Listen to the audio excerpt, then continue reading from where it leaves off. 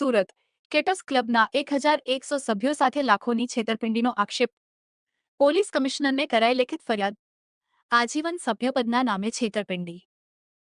કેટસ club વિરુદ્ધ 1100 સભ્યોનો મોરચો. કાયદેસરની કાર્યવાહીની માંગ. સભ્યોને જમીનના દસ્તાવેજ ન આપી અન્યને હિસ્સો વેચી દેતા ભારે રોષ. કેટસ ક્લબ દ્વારા આજીવન સભ્યો સાથે છેતરપિંડી. દસ્તાવેજ ન મળતા અને ક્લબ વેચાઈ જતા સભ્યો આકરા પાણીએ. બાગબાન ડેવલપર્સ દ્વારા ઠગાઈ કરવામાં આવી હોવાના આક્ષેપ. SX24 ન્યૂઝ ગુજરાતી સાથે બ્યુરો રિપોર્ટ.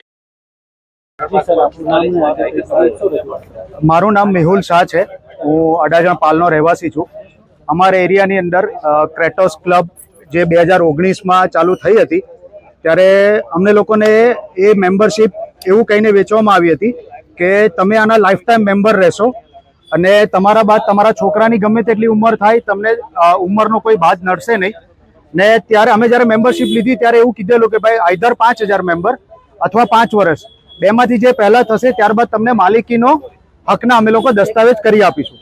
પણ 2024માં અમે લોકો જ્યારે 5 વર્ષ પૂરા થયા ત્યારે રજૂઆત કરી ત્યારે અમને ત્યારે કોઈ એવું કીધું કે ભાઈ અત્યારે 1 વર્ષ કોરોનાને લીધે બગડો છે તો તમે થોડું થોભી જાઓ, તમે એકાદ વર્ષ પછી આપણે આનું કંઈ બી સારું સોલ્યુશન લાવીશું.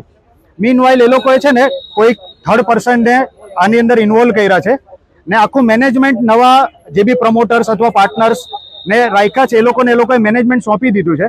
હવે આજે પરિસ્થિતિ એવી છે કે મારો છોકરો આજે 25 વર્ષનો થઈ ગયો છે. હવે મારા છોકરાને આજે એ લોકો એન્ટ્રી બંધ કરી દીધી.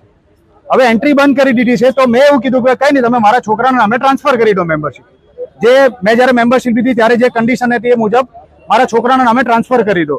તો એ લોકો હવે નવી કન્ડિશન મૂકી છે કે તમારા છોકરાના નામે ટ્રાન્સફર તો થઈ જશે પણ તમારી ઉંમર જ્યાં સુધી 60 વર્ષ નહીં થાય ત્યાં સુધી તમને આ ક્લબની અંદર એન્ટ્રી મળશે નહીં.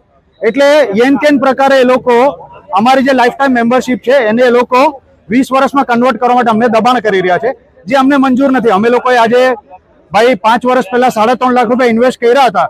જો એ 5 વર્ષ પછી અમારે 20 વર્ષમાં કન્વર્ટ કરવી હોય તો એ અમને મંજૂર નથી. એના માટે અમે લોકો આજે કમિશનર સાહેબને અરજી આપવા માટે આવ્યા છે. એના માટે અમે લોકોએ ગ્રાહક સુરક્ષામાં બી કમ્પ્લેન કરેલી છે, ત્યારબાદ અમારા લોકલ પોલીસ સ્ટેશનમાં બી અમે કમ્પ્લેન કરેલી છે. જેના ને આની અંદર અમે લોકો એવિડન્સ બધા જ છે.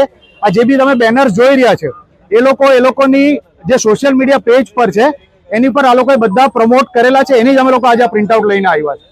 તો આજ અમારી રજૂઆત છે જે અમે આજે કમિશનર સાહેબને આપવા માટે અહીંયા બધા ભેગા થયા છે. Thank you.